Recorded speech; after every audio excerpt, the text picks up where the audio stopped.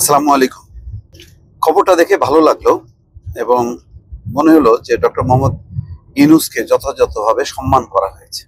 আমরা এরকম সম্মানের বিষয়টা অতীতে দেখিনি। 15 বছরে শেখ হাসিনা বহুবার গেছেন, কিন্তু দেখা যাচ্ছে যে সেই আমাদের দূতাবাসের লোকজন এসে ওনাকে রিসিভ করেছেন।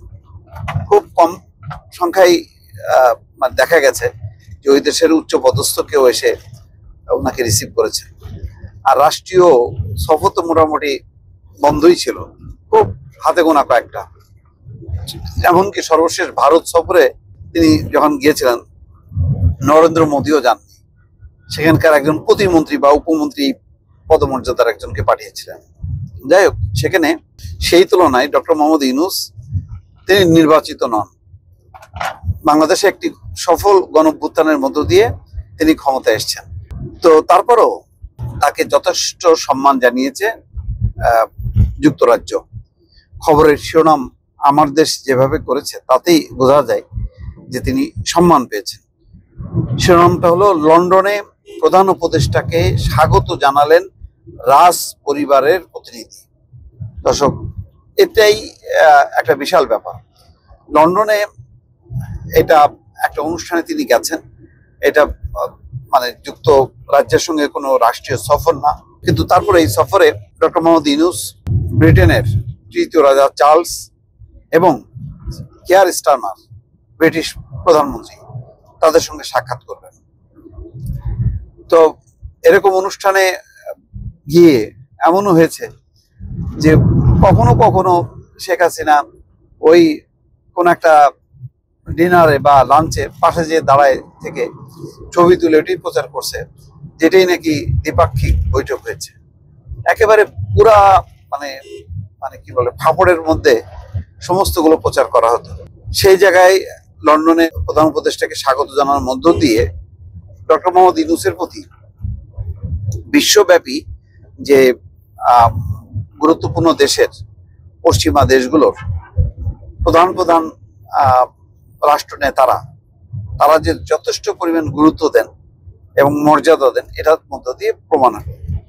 4 দিনের সরকারি সফরে যুক্তরাজ্যে লন্ডনে পৌঁছেছেন প্রধান উপদেষ্টা ডক্টর মোহাম্মদ ইউনূস। মঙ্গলবার স্থানীয় সময় সকাল 7:05 দিকে তাকে বহনকারী এমিরেটস এয়ারলাইন্সের ফ্লাইটটি লন্ডনের হিথ্রো বিমানবন্দরে অবতরণ করেছে।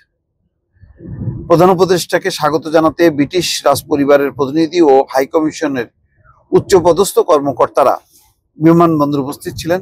নিষিদ্ধ ঘোষিত আওয়ামী লীগের যুক্তরাজ্য শাখা বিমানবন্দর এবং হোটেলের সামনে বিক্ষোভ করতে চাইলে ব্রিটিশ পুলিশ অনুমতি দেয়নি। আওয়ামী লীগের সংশ্লিষ্ট সূত্র বলেছে তারা ব্রিটিশ পার্লামেন্টের সামনে বিক্ষোভ করবে। প্রধান উপদেষ্টার যুক্তরাজ্য সফরকে স্বাগত জানিয়ে বাংলাদেশিদের পক্ষ থেকে পূর্ব লন্ডনের শহীদ আলতাফ আলী পার্কে আজ স্থানীয় সময় বিকাল 5টায় এক নাগরিক সমাবেশ অনুষ্ঠিত হবে। বিভিন্ন সামাজিক সংগঠন এই সমাবেশের আয়োজন করেছে।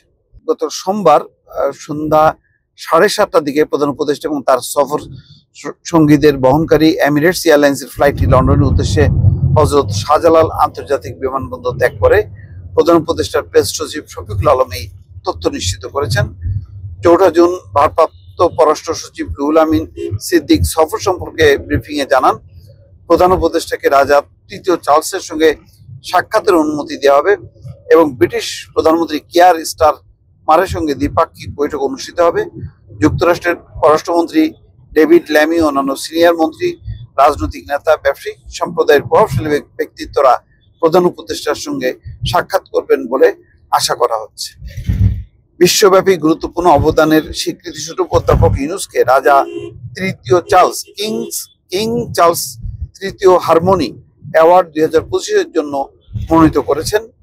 জনগণ এবং পরিবেশের মধ্যে শান্তি, স্থায়িত্ব এবং সম্প্রীতি প্রচারে তার আজীবন কাজের সম্মানার্থে এই পুরস্কার ঘোষিত হবে।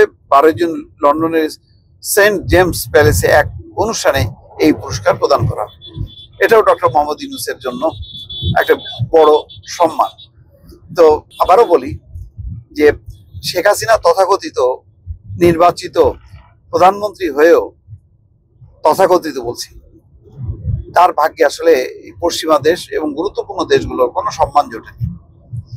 কিন্তু সেখানে ডক্টর মোহাম্মদ ইউনূস তিনি পুরস্কার নেবেন, বিমানবন্দরে রাজ পরিবারের প্রতিনিধি তাকে স্বাগত জানিয়েছেন, অথচ ডক্টর ইউনূসকে তারা বলবে যে অসাংবিধানিক, শাসনতন্ত্র বহির্ভূত একটা ব্যক্তি, তিনি জোর করে ক্ষমতা এসেছেন বা ষড়যন্ত্র করে ক্ষমতা এসেছেন।